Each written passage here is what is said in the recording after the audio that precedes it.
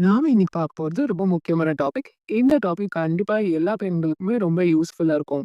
Folic acid tablet அத பத்தி தான் நம்ம இந்த வீடியோல பார்க்க போறோம். ஃபோலிக் ஆசிட் டேப்லெட்னா என்ன? அதனோட பயன்கள் என்ன? இந்த டேப்லெட் யாரெல்லாம் எடுத்துக்கணும்? எஸ்பெஷலி பிரெக்னன்சிக்கு ட்ரை பண்றவங்க இது எப்ப எடுத்துக்கணும்? அபார்ஷன் அடிக்கடி ஆகுறவங்களும் இது எப்ப எடுத்துக்கணும்? எப்படி எடுத்துக்கணும்? அப்புறம் ரீசென்ட்டா உங்களுக்கு டிஎன்சியோ அபார்ஷன் பண்ணியிருந்தாலோ, நீங்களும் எப்போ இந்த டேப்லெட் எடுத்துக்கணும்? அப்படிங்கிறத பார்க்க போறோம். அதுலயும் முக்கியமா உங்களுக்கு ரொம்ப நாளா இர்ரெகுலர் பீரியட்ஸ் இருக்குன்னா, அவங்களும் இந்த டேப்லெட்ஸ எப்ப எடுத்துக்கணும் அப்படிங்கிறத தெரிஞ்சுக்க போறோம். ஃபோலிக் ஆசிட் டேப்லெட்னா என்ன? அப்படிங்கிறத ஃபர்ஸ்ட்டு தெரிஞ்சுக்கலாம். நம்ம உடம்பு நல்லா ஆரோக்கியமா வேலை செய்றதுக்கு பார்த்தீங்கன்னா, நெறைய விட்டமின்ஸ் தேவ.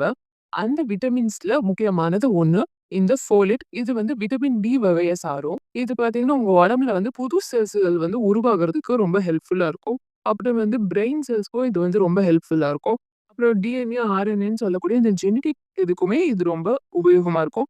இந்த ஃபோலிக் ஆசிட் பார்த்தீங்கன்னா, இது பெண்களுக்கு ரொம்ப முக்கியமா பீரியட்ஸ்க்கும், பிரெக்னன்சி சமயத்துக்கும் ரொம்ப பயனுள்ளதா இருக்கும். நான் இது ரொம்ப சயின்டிஃபிக்கா சொல்லாம உங்களுக்கு அதோட பயன்கள நான் சொல்றேன். ஃபர்ஸ்ட்டு பிரெக்னன்சிக்கு ட்ரை பண்றவங்க எதுக்காக இந்த ஃபோலிக் ஆசிட் டேப்லெட் சாப்பிடணும்? அப்படிங்கிறத ஃபர்ஸ்ட்டு தெரிஞ்சுக்கலாம். ஒரு கரு உருவானதுக்கு அப்புறமா, அந்த கரு டெவலப் ஆகுறதுக்கு, அதாவது நல்லா ஃபுல் க்ரோன் பேபியா ஃபார்ம் ஆகுறதுக்கு பார்த்தீங்கன்னா, ஃபர்ஸ்ட்டு 3 மாசத்துல நடக்கக்கூடிய அந்த ஃபார்மேஷன்ஸ் ரொம்பவே இம்பார்ட்டன்ட். அதுல நெறைய சத்துக்கள் தேவைப்படும். அதுல ரொம்ப ரொம்ப முக்கியமான ஒரு சத்து பார்த்தீங்கன்னா, இந்த ஃபோலிக் ஆசிட். இது அந்த கரு உருவாகி வளர்றதுக்கு எஸ்பெஷலா பார்த்தீங்கன்னா, நியூராலஜிக்கல் டெவலப்மென்ட் அதாவது முதுகு தண்டுகள் வளரும்போது இந்த ஃபோலிக் ஆசிட் ரொம்ப ஹெல்ப்ஃபுல்லா இருக்கும். மத்த பிரெயின் டெவலப்மெண்ட்ஸ் எல்லாத்துக்குமே பார்த்தீங்கன்னா, இந்த ஃபோலிக் ஆசிட் ரொம்ப ஹெல்ப்ஃபுல்லா இருக்கும். இந்த ஃபோலிக் ஆசிட் பார்த்தீங்கன்னா, ஜெனரலா இருக்கிற நம்ம ஊர்ல இருக்கிற பெண்களுக்கு பார்த்தீங்கன்னா, இது கம்மியா இருக்குது. அதனால தான் பார்த்தீங்கன்னா, ஒரு சில பேருக்கு பார்த்தீங்கன்னா, உங்க டாக்டர் சொல்லியிருப்பாங்க, கரு சரியா உருவாகல, ஹார்ட் பீட் இல்ல, இல்லாட்டினா இந்த ஸ்பைனா பைஃபிடா இல்லாட்டினா ஏதாவது ஸ்பைனல் கார்ட் பிரச்சனை இருக்கு. அதனால அபார்ஷன் பண்ணிக்கணும் அப்படின்லாம் சொல்லியிருந்திருக்க வாய்ப்பு இருக்கு.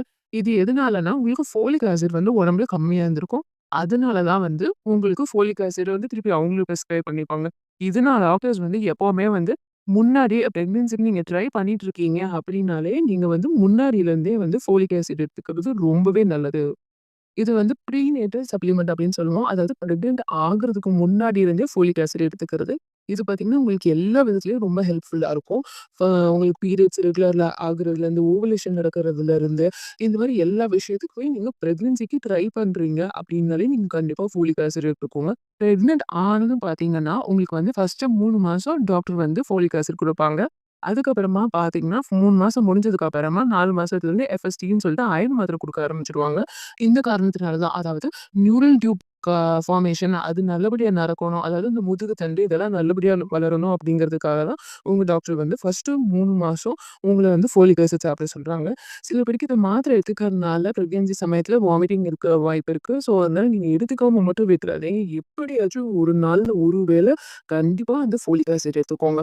ஸோ, பிரெக்னன்ட்டா இருக்கிறவங்க எதுக்காக ஃபோலிக் ஆசிட் எடுத்துக்கணும்னா, உங்களோட குழந்தை முதல் 3 மாசத்துல அந்த நியூரல் டியூப் ஃபார்மேஷன் நடக்கும். அது நல்லபடியா நடக்கிறதுக்கு ஃபோலிக் ஆசிட் ரொம்பவே அவசியம். இர்ரெகுலர் பீரியட்ஸா இருக்கிறவங்களுக்கு அ எதுக்காக ஃபோலிக் ஆசிட் சாப்பிடணும்?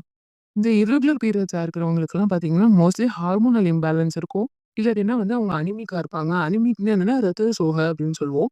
அதாவது உங்களோட ஹீமோகுளோபின் லெவல், அயர்ன் லெவல் ரொம்ப கம்மியா இருக்கும். அதனால கூட உங்களுக்கு இர்ரெகுலர் பீரியட்ஸ் ஆக ஆரம்பிக்கும். ஸோ, நீங்க அந்த அயர்ன் லெவல சரியான முறையில வச்சுக்கிட்டீங்கன்னா, உங்களுக்கு பீரியட்ஸ் ரெகுலர் ஆகுறதுக்கு ரொம்பவே வாய்ப்பு இருக்கு. அதனால தான் நீங்க ஃபோலிக் ஆசிட் டேப்லெட்டும் பிளஸ் எஃப்எஸ்டி மாத்திரை இது 2யுமே நீங்க சேர்த்து எடுத்துக்கிறப்போ, உங்களுக்கு பீரியட்ஸ் ரெகுலர் ஆகுறதுக்கு ரொம்பவே சான்ஸ் இருக்கு. அப்போ உங்களுக்கு பீரியட்ஸ் ரெகுலர் ஆயிடுச்சுனாலே ஓவலேஷன் நல்லபடியா நடந்துரும். அப்ப நீங்க பிரெக்னன்ட் ஆகறதுக்கும் சான்ஸ் எப்பவுமே அதிகம் தான். இர்ரெகுலரா பீரியட்ஸா இருக்கிறவங்களுக்கு எவ்வளோ நாள் நீங்க அ இந்த இரும்புச்சத்து மாத்திரை எடுத்துக்கலாம் அப்படின்னா, நீங்க பிரெக்னன்சி ஆகுற வரைக்குமே நீங்க இந்த மாத்திரை எடுத்துக்கலாம். பிரெக்னன்ட் ஆனதுக்கு அப்புறமே 3 மாசத்துக்கும் இந்த மாத்திரை எடுத்துக்கலாம். மினிமம் நீங்க 3 மந்த்ஸ் ஆச்சும் இந்த ஃபோலிக் ஆசிட் டேப்லெட் எடுத்துக்கணும். அடிக்கடி அபார்ஷன் ஆகுறவங்களும் இந்த ஃபோலிக் ஆசிட் டேப்லெட்ட எடுத்துக்கணும்.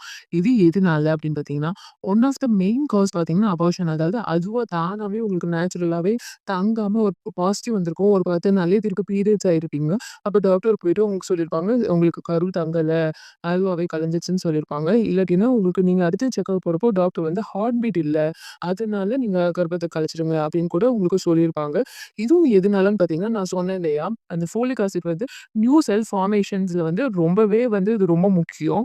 ஸோ, அது பேபி ஒரு ஃபார்ம் ஆகுறதுங்கிறது முட்டையிலேருந்து ஸ்பெர்ம்லேருந்து நடந்து அது ஒரு பெரிய டெவலப்மெண்டல் ப்ராசஸ். அதில நெறைய நியூட்ரிஷன் முக்கியம். அதில இந்த ஃபோலிக் ஆசிடும் முக்கியம். ஸோ, இந்த ஃபோலிக் ஆசிட் டெஃபிஷியன்சி இருந்தாலுமே உங்களுக்கு அடிக்கடி அபார்ஷன் ஆகுறதுக்கு சான்ஸ் இருக்கு. நீங்க ஃபோலிக் ஆசிட் டேப்லெட்ட எடுக்க ஆரம்பிச்சிட்டீங்கனாலே, அதுக்கப்புறம் உங்களுக்கு இந்த ப்ராப்ளம் வராது. அபார்ஷன் ஆகாது. பிரெக்னன்சி நல்லா ஸ்ட்ராங் ஆயிரும். நீங்க அதனால திருப்பி பிரெக்னன்சிக்கு ட்ரை பண்ண போறீங்கன்னா, கண்டிப்பா 3 மந்த்ஸ் டேப்லெட் எடுத்துட்டு, அதுக்கப்புறமா நீங்க வந்து பிரெக்னன்சிக்கு ட்ரை பண்ணுங்க. அதுவும் உங்களுக்கு ஏற்கனவே இந்த அனாமலி ஸ்கேன் எடுத்து அதாவது 5 மாசம் ஸ்கேன்ல வந்து எடுத்துட்டு சில பேருக்கு சொல்லியிருப்பாங்க. இந்த ஸ்பைனா பைஃபீடா இந்த மாரிலாம் அனென்கெஃபாலிக் இந்த மாரிலாம் சொல்லி உங்களுக்கு சொல்லியிருப்பாங்க. அதாவது ஸ்பைனல் கார்ட் டிஃபார்மிட்டி இருக்கு அப்படின்னா, முதுகு தண்டு வளர்ச்சி சரியா இல்ல அப்படின்னு சொல்லிலாம் உங்களுக்கு டிஎன்சி பண்ண சொல்லியிருந்திருப்பாங்க. அப்படின்னாலுமே நீங்க 3 மாசம் கண்டிப்பா இந்த ஃபோலிக் ஆசிட் டேப்லெட்ட எடுத்துட்டு அதுக்கப்புறமா நீங்க பிரெக்னன்சிய ட்ரை பண்ணுங்க. ஏன்னா ஒரு எக் ஃபார்மே ஹெல்தியான எக்குக்கு தேவை வந்து 90 டேஸ் ஆகும். நீங்க சரியான நியூட்ரிஷன் எடுத்துக்கிட்டீங்கன்னா தான் அந்த ஃபார்ம் ஆகுற எக் வந்து நல்ல ஹெல்தியா இருக்கும். ஸோ நீங்க கண்டிப்பா இந்த ஃபோலிக் ஆசிட வந்து எடுத்துக்கிட்டு அதுக்கப்புறமா பிரெக்னன்சிக்கு ட்ரை பண்ணுங்க. இப்போ சில பேர் வந்து இந்த பிரெக்னன்சி வேண்டாம் அப்படின்னு சொல்லி நீங்க நினைச்சிருப்பீங்க இல்லையா? அதாவது ஃபர்ஸ்ட் குழந்தை இருக்கு. அந்த குழந்தைக்கு வந்து மாசம் ரொம்ப கம்மியா இருக்கு. ஐ மீன் ஏஜ் வந்து ரொம்ப கம்மியா இருக்கு. 1 வயசு தான் இருக்கு, 1 1/2 வயசு தான் இருக்கு அப்படின்னு நினைச்சு அபார்ஷன் பண்ணியிருப்பீங்க. இல்லாட்டினா இப்போதைக்கு செகண்ட் பிரெக்னன்சி வேண்டான்னு சொல்லிட்டோம். இல்ல ஃபர்ஸ்ட் பிரெக்னன்சி இப்போதைக்கு வேண்டான்னு அன்பிளான்டுன்னு சொல்லிட்டு நீங்களா அபார்ஷன் பண்ணியிருந்தாலுமே கண்டிப்பா ஃபோலிக் ஆசிட் இருக்கணும். இது வந்து நார்மலா மிஸ்கேரேஜ் ஆகுற மாரி தான் இந்த நீங்க அபார்ஷன் டேப்லெட் எடுத்து அபார்ஷன் பண்ணிக்கிட்டதுமே உங்களுக்கு இது வந்து ரொம்ப ஒரு அபார்ஷன் நடக்கிறப்போ உங்க உடம்புல வந்து பயங்கர மேஜர் சேஞ்சஸ் நடக்கும். ஹார்மோனல் எஃபெக்ட்னால. அதுவும் இல்லாம உங்களுக்கு பீரியட்ஸ் அடுத்து ரெகுலர் ஆகுறதுக்குமே இந்த ஃபோலிக் ஆசிட் ரொம்ப ரொம்ப முக்கியம். உங்களுக்கு வந்து நெறைய கொஞ்சம் ப்ளீட் ஆயிருக்கிறதுனால உங்க உடம்புக்கு தேவையான சத்துக்களுமே இந்த ஃபோலிக் ஆசிட்லேருந்து கிடைக்கும். அதனால நீங்களுமே வந்து ஃபோலிக் ஆசிட் எடுத்துக்கிறது ரொம்ப ரொம்ப அவசியம். இப்போ நெறைய பேர் பார்த்தீங்கன்னா, பீரியட்ஸ் அதிகமா போறப்பயே வந்து ஜாஸ்தி ஃப்ளோவா இருக்கும். அதாவது ஹெவி பீரியட்ஸா இருக்கும். அவங்களுமே வந்து உங்களோட பீரியட்ஸ் ரெகுலர் ஆகுறதுக்கு கண்டிப்பா ஃபோலிக் ஆசிட் எடுத்துக்கோங்க. இது எதுனாலன்னு பார்த்தீங்கன்னா, நீங்க நெறைய உங்களுக்கு ஃப்ளோ ஆகுறனால பிளட் லாஸ் வந்து நெறையா இருக்கும். உங்களுக்கு அனீமியா ஆகுறதுக்கு சான்ஸ் இருக்கு. அதாவது இரத்த சோகை அது அது வரதுக்கு சான்ஸ் இருக்கு. அதனால நீங்க இந்த டேப்லெட் எடுத்துக்கிட்டீங்கன்னா, உங்களுக்கு பீரியட்ஸும் ரெகுலர் ஆகும். உங்களுக்கு பிளட் லாஸ் ஆனதுக்கு ஏத்தா மாரி உங்க உடம்புக்கும் நியூட்ரிஷன் கிடைச்சிரும். இந்த மாத்திரைய எப்படி எடுத்துக்கணும்னா, ஒரு நாளைக்கு ஒரு டைம் எடுத்துக்கிட்டா போதும். இந்த மாத்திரை வந்து நீங்க காலையிலயும் எடுத்துக்கலாம், இல்ல மத்தியானம் எடுத்துக்கலாம், இல்ல நைட் எடுத்துக்கலாம். எனி டைம் எடுத்துக்கலாம். இன்கேஸ் உங்களுக்கு காலையில எடுத்து வாமிட்டிங் சென்சேஷன் இருக்கு. ஏன்னா இந்த மாத்திரையோட சைட் எஃபெக்ட் பார்த்தீங்கன்னா, லைட்டா சில பேருக்கு வந்து வாமிட்டிங் சென்சேஷன் இருக்கும். அதனால இந்த மாத்திரைய வந்து நீங்க நைட்டு கூட சாப்பிட்டதுக்கு அப்புறமா போட்டுக்கோங்க.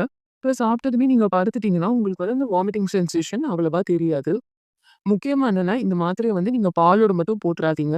ஏன்னா, அயர்ன் சாப்பாடு எது நீங்க டேப்லெட்டோ, சாப்பாடோ எது சாப்பிட்டாலும் அது கூட சேர்ந்து பாலும், பால் சார்ந்த பொருட்களும் சாப்பிடக்கூடாது. ஸோ, நீங்க வந்து இந்த மாத்திரைய வந்து அயர்ன் மாத்திரை எடுத்துக்கும்போது, அதாவது இந்த ஃபோலிக் ஆசிட் மாத்திரை எடுத்துக்கும்போது, நீங்க தண்ணியோட சேர்த்து எடுத்துக்கோங்க. பால் கூட குடிக்காதீங்க. ஏன்னா, இந்த பால் போயி அந்த அயர்னோட எஃபெக்ட்ட போய் உங்க உடம்புல அப்சர்வ் பண்ணாம விட்டுரும். அதனால நீங்க தண்ணியோட சாப்பிடுறது தான் கரெக்ட்டான முறை. உங்களுக்கு இந்த டாபிக்ல ஏதாவது டவுட் இருக்குன்னா கமெண்ட் செக்ஷன்ல போடுங்க. வேற ஏதாவது டாபிக் பத்தி பேசணும்னாலும் கமெண்ட் செக்ஷன்ல போடுங்க. நான் கண்டிப்பா ரிப்ளை பண்றேன். எங்க சேனல ஃபர்ஸ்ட் டைம் விசிட் பண்றீங்கன்னா சப்ஸ்கிரைப் பண்ணுங்க. அப்பதான் நான் பேசக்கூடிய டாபிக் உங்கள வந்து சேரும். இந்த வீடியோ பார்த்ததுக்கு நன்றி.